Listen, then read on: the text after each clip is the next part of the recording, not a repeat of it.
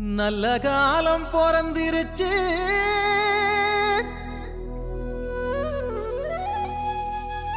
நாடும் வீடும் செழிச்சிருச்சு, புனிதர் கோயில் திறந்துருச்சு, நமக்கு புது வாழ்வு மலர்ந்துருச்சு. நம்முடைய பங்கு குடும்ப விழாவினுடைய நிறைவு நாளாகிய இன்று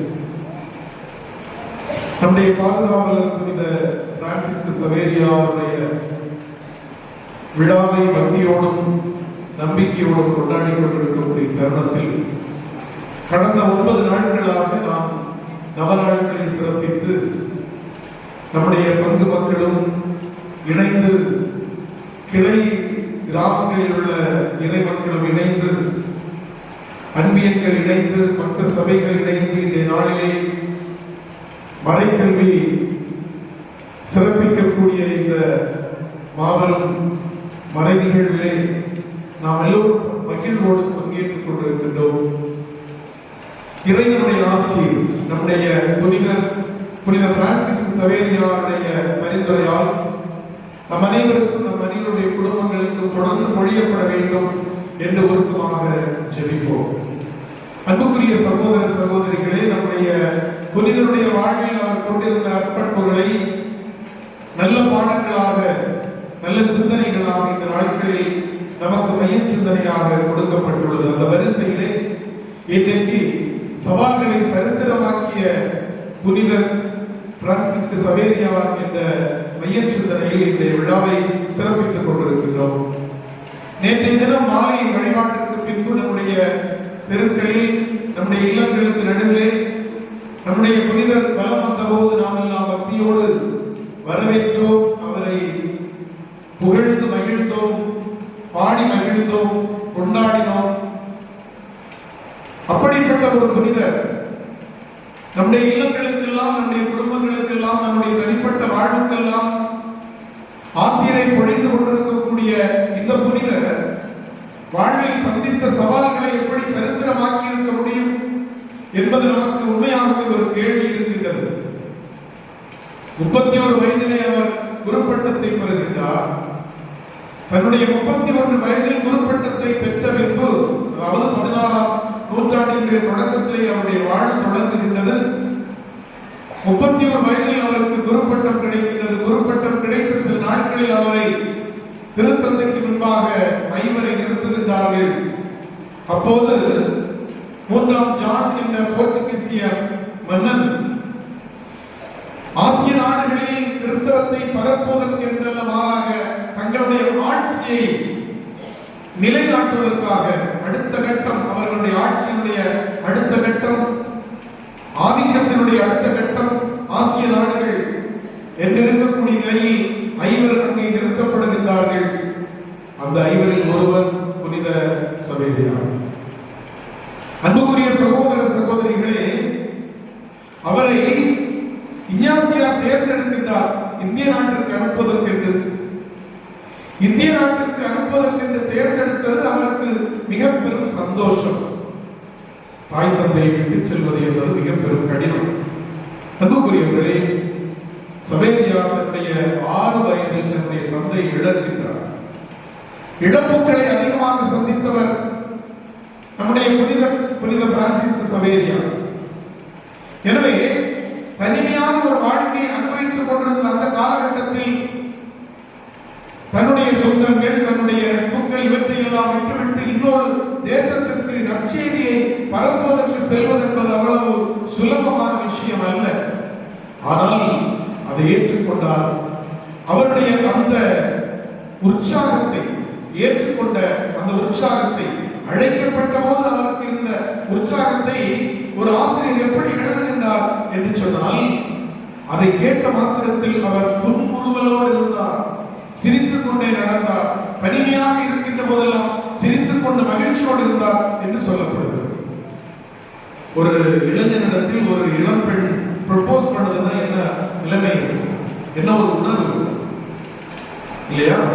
மகிழ்ச்சியாக இருக்குமா இல்லையா? தலை காண முடியாது, தூக்கம் வராது, இதுதான் நிலைமை.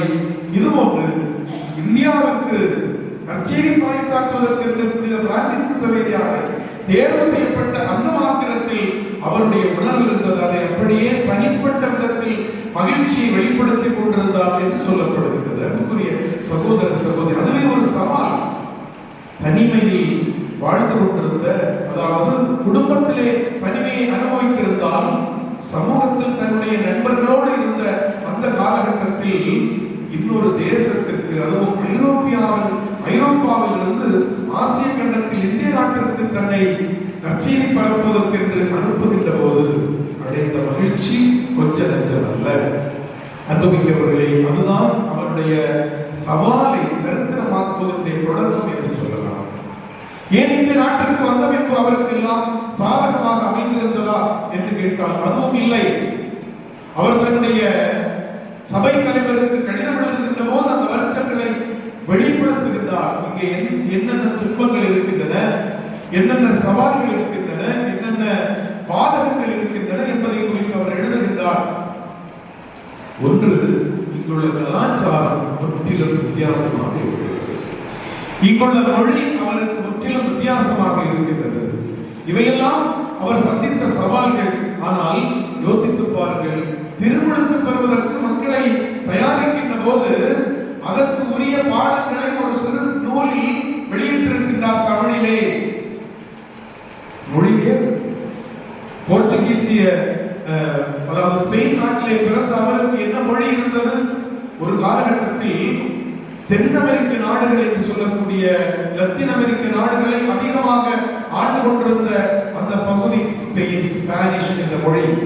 இன்றைக்கும் தென் அமெரிக்க நாடுகளில் பிரேசில் என்ற நாட்டை தவிர மீதி அத்தனை நாடுகளிலும் இன்றைக்கு பேசக்கூடிய உலக மொழி என்று சொன்னால் ஸ்பானிஷ், ஸ்பானிய மொழி என்பதுதான். அப்படிப்பட்ட உலகறிந்த ஒரு மொழியை தன்னுடைய தாய்மொழியாக கொண்டிருந்த பிரான்சிஸ் சவேரியார் இந்தியாவுடைய தென்கோடியிலே வந்து நற்செய்தி பறைசாற்றுவது என்பது, தமிழில் பறைசாற்றுவது என்பது அவ்வளவு சுலபமானதா? அவருக்கு துணையாக இருந்தவர்களை கொண்டு தன்னுடைய மொழியை அவர்களுக்கு சொல்லிக் கொடுத்து அவர்களை கொண்டு ஒரு தமிழிலே ஒரு சிறுநூலை வெளியிட்டு அவர்களுக்கு கொடுக்கிறார். அதை கொண்டு தயாரிப்புகளை நடத்துகின்றார். எனவே பிரான்சிஸ் சவேரியார் தயாரிப்புகளின்றி திருமணத்து கொடுக்கவில்லை, தயாரிப்புகளை செய்துதான் கொடுத்திருக்கின்றார். அனைவரையும் தயாரித்திருக்கின்றார். ஆயிரக்கணக்கான மக்களுக்கு திருமணத்து கொடுத்தால் அவர்கள் தகுந்த தயாரிப்போடு அந்த திருமணத்தை பெற்றிருக்கின்றார்கள் என்பதை நாம் புரிந்து கொள்ள வேண்டும். அன்புக்குரிய சகோதர சகோதரிகளை, மொழி என்பது மிக பெரும் சவாலாக இருந்தது. அதையும் சரித்திரமாக்கி இருக்கிறார். கலாச்சாரம் என்பது அவருக்கு எப்படி ஒரு சாதனையற்றிருந்தது அல்லது அவருக்கு ஒரு பாதகமாக இருந்தது, சவாலாக இருந்தது என்று கேட்டால் அதுவும் நமக்கு தெரியும்.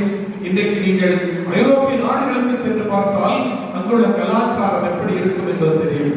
அது நடை, உடை, பாவனை இவை அனைத்திலும் எப்படி இருக்கின்றார்கள் என்பது தெரியும். அதே நேரத்தில் அவர் வந்த 16ஆம் நூற்றாண்டிலே இந்தியாவுடைய தெற்கோடி எப்படி இருந்தது என்று தெரியும். உடையிலே பேசும் அந்த கலாச்சாரத்திலே அவர்கள் பயன்படுத்தி அவர்கள் புழங்கிய அந்த கலாச்சாரத்தில் எப்படி வேறுபட்டிருந்தார்கள். இரண்டுக்கும் மாறுதொரு வித்தியாசம் இருந்தது. ஆனால் அவரிடம் இருந்த பிளெக்சிபிலிட்டி என்று சொல்லக்கூடிய நெகிழ்வு தன்மை அவரை அதை புரிந்து கொள்ள செய்வது, அதிகமாக புரிந்து கொள்ள செய்வது. அதைத்தான் எழுதுகின்றார். He allowed the others to influence, அல்லது he accepted the influence of others.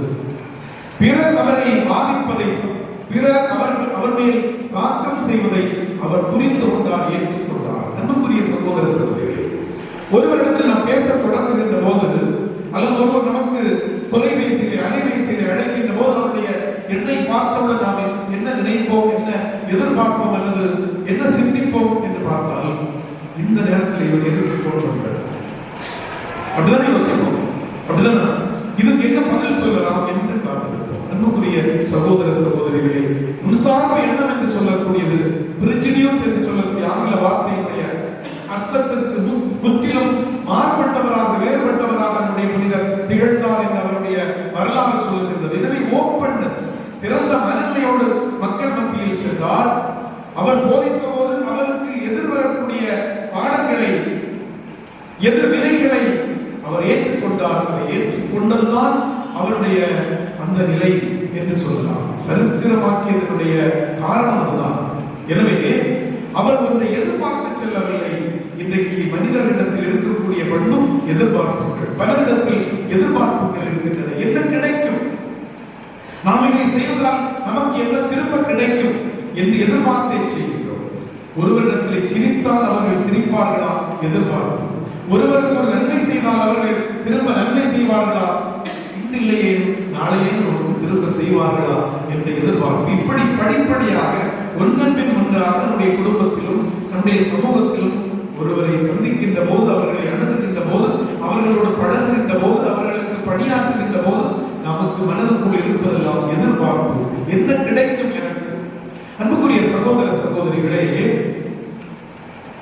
சவால்களை சாதனையாக்குவதற்கு சவேரியாருக்கு இருந்த மிக முக்கியமான பண்பு எந்த எதிர்பார்ப்புகளும் இல்லை.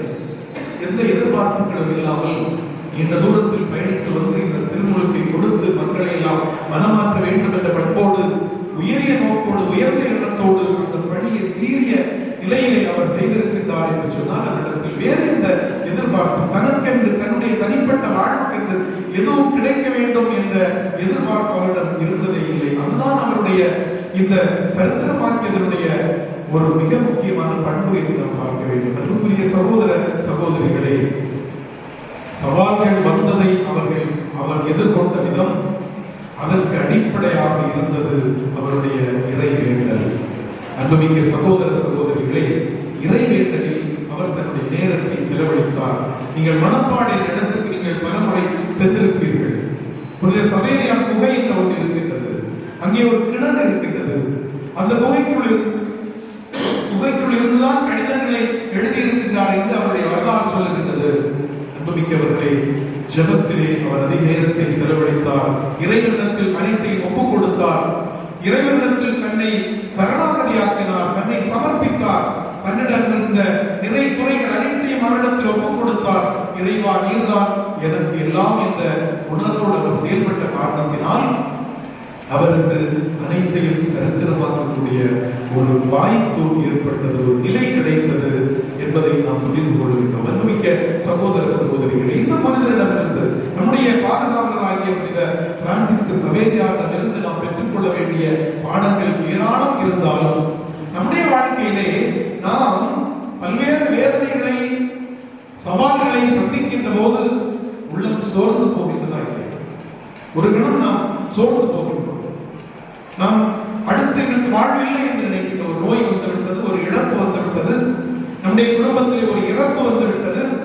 நாம் நம்பியிருந்த ஒருவர், நமக்கு ஆதரவாக அனைத்திற்கும் ஆதாரமாக இருந்த ஒருவர் நம்மை விட்டு பிரிந்து போய்விட்டார் என்று சொன்னால் முற்றிலுமாக இழந்து போகின்றோம், நாம் சோர்ந்து போகின்றோம். ஆனால் அப்படிப்பட்ட நிலையில் எல்லாம் நமக்கு பலம் கொடுக்க வேண்டியது யார் என்று சொன்னால், பாடமாக இருக்க வேண்டியது யார் என்று சொன்னால் நம்முடைய புனிதர், நம்முடைய பாதுகாவலர் புனித பிரான்சிஸ் சவேரியார். இழப்புகளுக்கு மத்தியிலும் உயர்ந்த பணிகளுக்காக தன்னை அர்ப்பணிக்க வேண்டும் என்ற எண்ணம் நம்முடைய புனிதரிடத்தில் இருந்ததை நாம் ஒருபோதும் மறக்கலாகாது. இரண்டாவதாக, மனிதர்கள் நம்மை அணுகுகின்ற போது, அது யாராக இருந்தாலும் சரி, ஏழை பணக்காரர், உயர்ந்தவர் தாழ்ந்தவர் என்ற பாகுபாடு இல்லாமல் யார் ஒருவர் நம்மை அணுகுகிறார்களோ, நம்மிடத்தில் வருகிறார்களோ, அவர் எதற்காக வருகின்றார் என்ற எண்ணம் நம்மில் வேண்டாம். எதற்காக வந்தாலும் அன்போடு அரவணைப்போம், பாசத்தோடு ஏற்றுக்கொள்வோம், அவர்களுக்கு வேண்டியதை இயன்றால் செய்வோம், அல்லது ஆறுதலை, நம்பிக்கையை கொடுத்து அவர்களை உறுதிப்படுத்துவோம். இது நம்முடைய புனிதரிடமிருந்து பெற்றுக்கொள்ள வேண்டிய இரண்டாவது பாடம். அன்புக்குரியவர்கள், கடின உள்ளத்தோடு இருக்கக்கூடிய தன்மை நம்மில் இருப்பது நாம் பல நேரத்தில் உணர்கின்றோம். கடின உள்ளம், எதற்கெடுத்தால் மற்றவர்கள் சொல்வதை ஏற்றுக்கொள்ளக்கூடிய மனப்பக்குவம் இல்லை. கடினமான உள்ளம். நம்முடைய பெற்றோர் சொல்வது நமக்கு கசப்பாக இருக்கிறது, நம்முடைய ஆசிரியர்கள் சொல்வது கசப்பாக இருக்கிறது, உயர்வான தலைவர்கள் நமக்கு சொல்வது கசப்பாக இருக்கிறது, ஏற்றுக்கொள்வதற்கு தகுந்த விதத்தில் இல்லை. புரிந்து கொள்ள வேண்டியது, நம்முடைய புனிதர் பிறருடைய எண்ணங்களை ஏற்றுக்கொண்டார், பிறருடைய வழிகாட்டுதலை ஏற்றுக்கொண்டார், பிறருடைய பாடங்களை அவர் எதிர்கொண்டார். அன்புக்குரிய சகோதர சகோதரிகளே, கடின உள்ளத்தை களைந்து வாழ்வதற்கு, நாம் பிறரிடத்தில் திறந்த மல்லையோடு வாழ்வதற்கு நாம் நம்முடைய புனிதரிடமிருந்து கற்றுக்கொள்ள வேண்டும். இந்த நாளில் திருவருகை காலத்தினுடைய இரண்டாவது ஞாயிறாகி இன்று நமக்கு இன்னும் இவருக்கு இணையான இன்னும் ஒருபடி மேலான ஒருவரை நமக்கு இன்றைக்கு அறிமுகப்படுத்தப்படுகின்றது. அவர்தான் திருவருகை காலம் என்று சொன்னாலே ஒரு உயர்ந்த ஆளுமை நமக்கு கொடுக்கப்படக்கூடியது என்று அவர்தான் திருமுழுக்கு யோவான். இன்றைய வாசகத்தில் நாம் வாசிக்க கேட்டோம். திருமுழுக்கு யோவான் 2 விஷயங்கள் நமக்கு கற்றுக் கொடுக்கின்றார். ஒன்று, மனமாறி நீங்கள் திருமுழுக்கு பெறுங்கள், பாவ மன்னிப்பு பெறுவதற்காக மனமாறி திருமுழுக்கு பெறுங்கள் என்ற ஒரு அழைப்பையும், அதுபோன்று ஆண்டவருடைய வழிகளை ஆயத்தப்படுத்துங்கள், அவருடைய பாதையை செம்மைப்படுத்துங்கள் என்ற ஒரு அழைப்பும். இந்த 2ம் தான் ஒட்டுமொத்தமாக நம்முடைய திருவருகை காலத்தினுடைய உயர்ந்த படிப்பனையாக இருக்கின்றன. அன்புமிக்க சகோதர சகோதரிகளே, அந்த திருமுழுக்கு யோவான் ஒரு எளிமையான வாழ்வை வாழ்ந்தவர். இதுபோன்று தனக்கு முன்பாக வந்த சோதனைகளை எல்லாம், வேதனைகளை எல்லாம், சவால்களை எல்லாம் எதிர்கொண்டு சரித்திரமாக்கியவர் தான். நீதியோடு செயல்பட்டவர், உண்மையை பேசியவர், உண்மைக்காக அவர் உயிரை கொடுத்தவர். இப்படி அவரை கொண்டு நாம் அவருடைய பண்புகளை அடுக்கிக் கொண்டே செல்லலாம். எனவே அன்புக்குரிய சகோதர சகோதரிகளே, முப்பெரும் விழா என்று சொன்னால் இன்றைக்கு நாம் பாடினோம், என்னாமா ஆண்டவரை ஏற்றி போற்றுகின்றது. அன்னை மரியாளுடைய அமலோற்ப பெருவிழாவை திருச்சபை நாளை தினத்திலே கொண்டாட நமக்கு சொல்லுகின்றது. ஆனால் தேதிப்படி என்று நாள்படி என்று பார்க்கின்ற போது டிசம்பர் 8வது நாள் அன்னை மரியாளுடைய இந்த அருமையான அமலோற்ப பெருவிழாவில் நாம் சிந்திக்க வேண்டியதும், சாதனைகளை நாம் படைக்க வேண்டும், சரித்திரங்களை படைக்க வேண்டும். நமக்கு எதிர்வரக்கூடிய சோதனைகள், சவால்கள் எல்லாம் அவற்றை தகர்த்துவிட முடியும். நம்முடைய நம்பிக்கையும், நம்மிடம் நாம் கொண்டிருக்கக்கூடிய நற்பண்புகளும், நமக்கு நம்முடைய பாதுகாவலர் கற்பிக்கக்கூடிய நல்ல பாடங்களும் அவற்றில் வேறுபடுகின்ற போது நாம் உறுதியோடு நிலைத்து நிற்க முடியும். நிறைவேற்றக்கூடிய சகோதர சகோதரிகளை, இந்த நாளிலே விழா கொண்டாடக்கூடிய உங்கள் அத்தனை பேருக்கும், அத்தனை குடும்பங்களுக்கும், அத்தனை அன்பியங்களுக்கும், அதுபோன்று உங்களை அருமையாக வழிநடத்தி கொண்டிருக்கக்கூடிய எனது அன்பு நண்பர் அருட்பணியாளர் விக்டர் தேவால் அவர்களுக்கும் பெருவிழா நல்வாழ்த்துக்களை மகிழ்ச்சியோடு தெரிவித்துக் கொள்கிறேன். இறைவன் நம் ஒவ்வொரு